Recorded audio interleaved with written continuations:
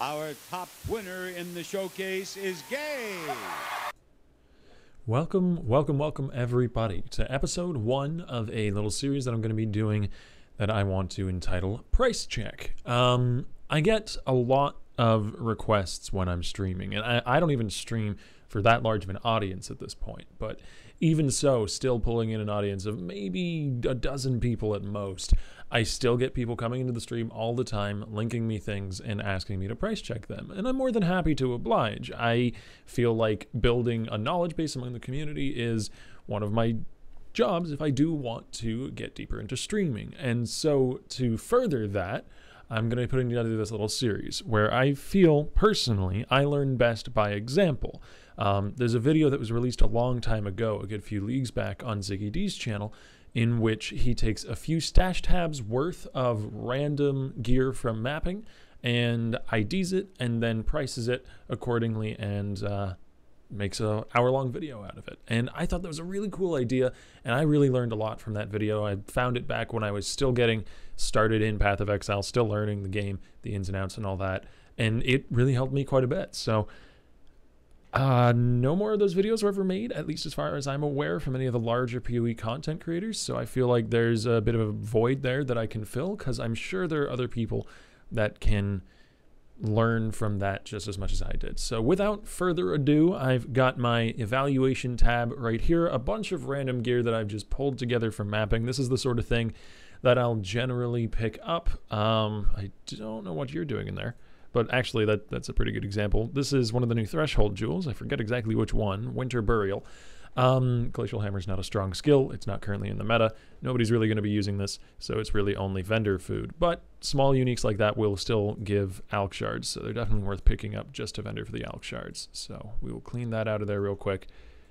And the first thing that I want to sort of teach you guys who are newer to Path of Exile and may need to learn this is that most of the gear that drops is not worth your time. If you don't already have a loot filter, filtering out the majority of bad gear that's dropping, you want to get one of those set up. And there's tons of resources all over the internet that'll teach you how to do that.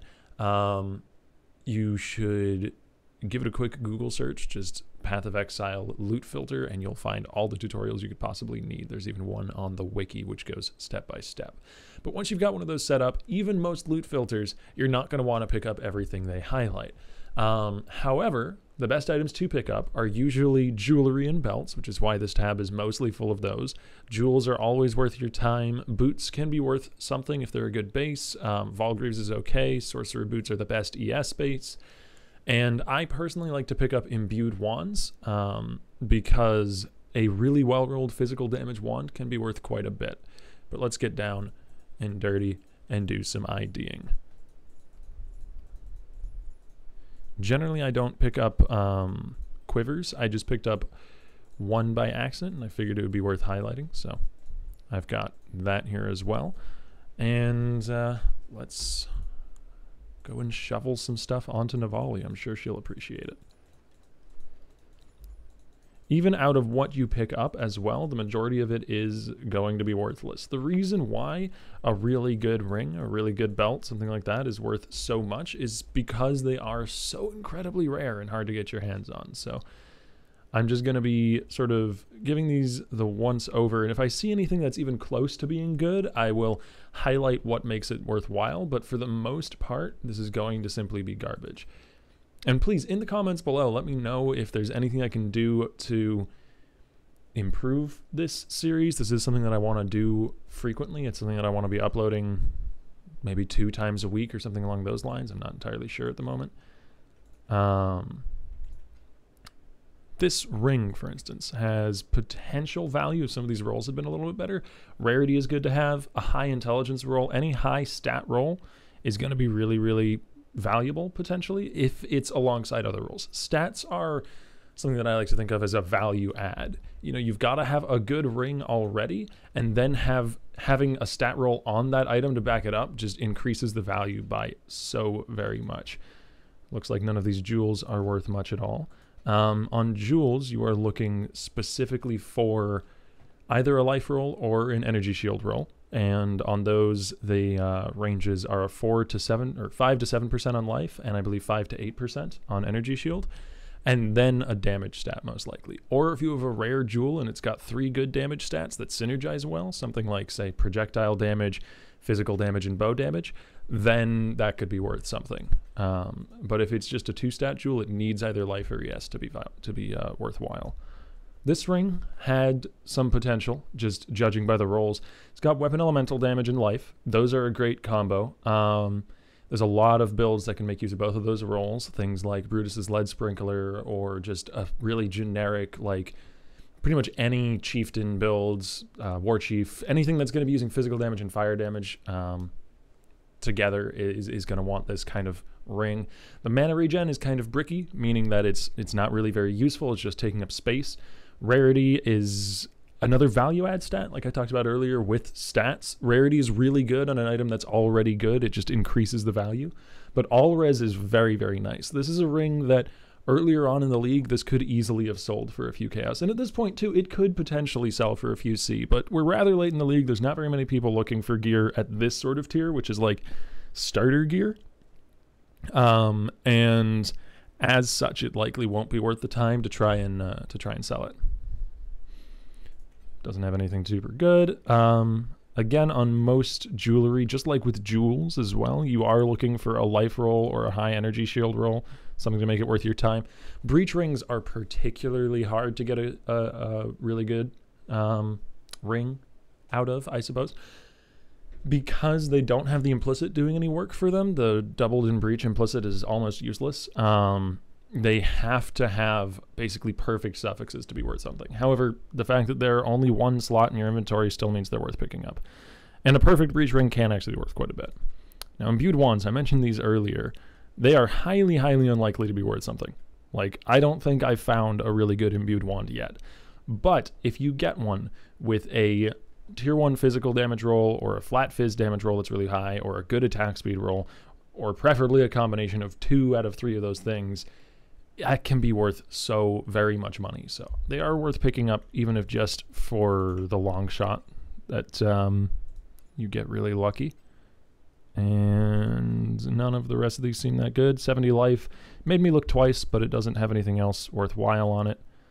Nothing good there. 43 energy shield, again, made me look twice. That alongside a strength roll is actually pretty good, but the rest of this is basically useless. Because you have to think about who would want this kind of ring. If it's got 43 ES, then it's going to be a CI build that wants it. CI builds often need strength to fill out stat requirements, so the strength is good.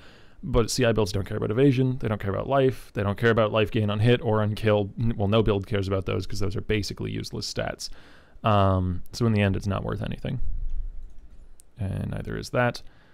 Nor, it seems, is that. This is another example of an item that might have sold earlier on in the league, and that actually, this is probably not smart, but I'm going to throw a Vol Orb at this belt. Maybe it hits +1 endurance charges. Level 15 vitality, that's not what I'm looking for. Because it's got an okay armor roll, combined with that strength, it's got a decent amount of life on it, and it's got 1 good resist. So that could sell for a few chaos early on in the league, but again, this far in, it's not going to be worth too terribly much. And that's something you've got to keep in mind when you're pricing your items, how far into the league you are and how much of a demand there's going to be just for gear in general. It's a sad truth towards the end of the league that the player base diminishes. And also there's just a lot less people looking for lower tier gear. So your gear has to be more and more close to perfect to be able to sell. Haven't found anything too good yet. I did ID a few items off stream and set aside a few good ones so that even if there's nothing good in this whole batch, I will have something to show you guys an example of something that can sell, which I believe was prudent of me, just looking over what we've gotten so far. Jewel, this one has 2 damage mods, arguably attack speed while dual wielding is damage mod. It's not one that's super valuable, and percent increased armor isn't valuable either. And even damage over time isn't that great, because usually if there's a build with a damage over time effect like poison or ignite, they're looking for a damage stat that will double dip. Now this is going to change in 3.0 when double dipping gets essentially removed from the game. But at the moment, say there's a Flame Blast build that does really big ignites, like a Flame Blast Totem build. Yes, the damage over time mod will increase their ignite damage, but say an area damage mod, that would increase their ignite damage even more, because it will increase the initial damage from the Flame Blast as well as the damage from the ignite, and that's where the term double dipping comes from. So damage over time mod is worth less than something along those lines. That's really interesting. But a 2 damage property jewel doesn't really sell for much. However, totem life projectile damage is kind of neat, because I like siege ballista builds, and that's basically the only place that would work.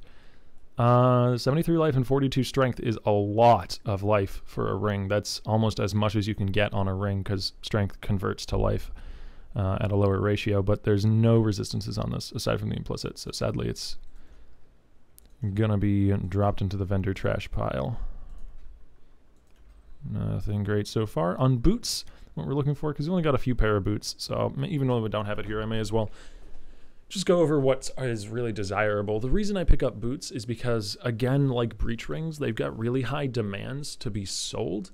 Like, as in the boots have to have a movement speed mod. They have to have either life or high energy shield, and they have to have resistances to be worth something. And because they're so demanding, because the market needs all 3 of those stats for it to be worth something, they're worth quite a bit if you actually get all of those stats, especially early on in the league when everybody's looking for that first pair of 30% move speed boots to just skyrocket themselves forwards in leveling and in early maps.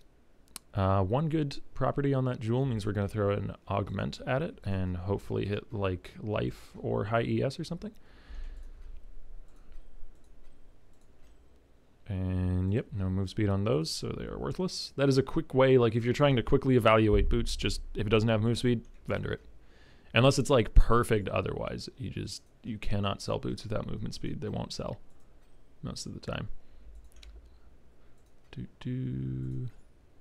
Attack speed with bows. I mean, augments are cheap. We'll throw an augment at that and see what we get. Ooh. If either that life roll or energy shield roll had been much higher, that could actually be a really good ring.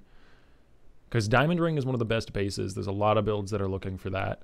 The implicit on Diamond Ring of the critical strike chance is really useful for a lot of different builds. 45 fire res is basically perfect. It can technically go up to 48, but it's perfect for its eye level, which is 80. Oh no, actually, this could have gone up. No, because 84 is what the eye level you need for 48 resist. So yeah, it couldn't quite hit 48 resist, so 45 is basically perfect. It's got a stat. If only that life or ES had been higher. Either one, honestly. And that's not what we're looking for. Why did I not try to do this? I guess I just missed it. All right, we're going to throw augments at those 2 jewels. Oh, and we accidentally made another jewel, which is another fizz damage one. So we'll throw these at these. Dex and int and resistances. Neither of those are worth regling. Now, you can hold onto your jewels if you want instead of vendoring them. I personally don't take the time to vendor them at the 5 for 1. Dex exposed projectile damage. Somebody else might want to regal that. I don't know. Well, early on in the league, I would put this up for a few chaos, because someone who's looking to put together their build, some sort of tornado shot build or something like that, might want to throw a regal at this on the off chance that it rolls life or a 3rd damage stat that synergizes or something along those lines. But this late in the league, people are going to have their jewels sorted out. People aren't going to be regaling 2 damage stat jewels. So even though that looks promising, it's still not really worth it. Now, I could take the risk, and I could regal this, and if that hits a 3rd damage stat or a good life roll, then that's worth something. And you know what? Just for you guys watching the video, I'll do that. All resist isn't actually that bad. I was about to say, oh no, it's a resist, but all resist is probably the best that it could have rolled. That's kind of nice. We'll put that up for 5C to start. Somebody might purchase that. You never know. We might have just made a profit, which is good. So if there's anything you're going to take away from this video, it's gamble. Gambling is good. You should gamble. All right. And the remainder of the tab. I wanted to keep these videos relatively short, so we're only going to be doing 1 tab's worth, unlike that Ziggy video that I referenced earlier, in which he did like 5 separate tabs. But if there's enough demand for it, I'll definitely put out some more of these videos. And let's see what the last remnants of the tab had in store for us. Move speed on those boots, but nothing else good, so they are certainly vendor trash. Close, but no banana. No resistances makes that amulet not very solid. And And yeah, looks like we got garbage pretty much all around. However, as I said, I did set aside a few belt and a ring that I had ID'd from an earlier session, an earlier attempt at making this video that turned out pretty good. And I'll go over exactly why they're okay right now. So as I mentioned, strength transfers into life at a 2-to-1 ratio, as you can see right here. 2 strength equals +1 life. That alongside the fact that this belt has a 33 life implicit and a 96 life roll. So 96 plus 33 is 129. Yes, 129. And then 37 divided by 2, that's 15, 16 and a half or so. 129 plus 16 is basically 130 plus 16, which is 146 minus 1. So 145, 146 life, depending on how the game handles rounding, I'm not sure. 145 life on a belt is just frankly disgusting. A ton of armor. Not a ton of armor. A good amount of armor, 350 armor, and then a little bit of resist. So really, this belt is just a big pile of life for one slot. And honestly, I personally wouldn't use this belt over another belt with like 40 less life and a good resist instead of a pretty crappy one.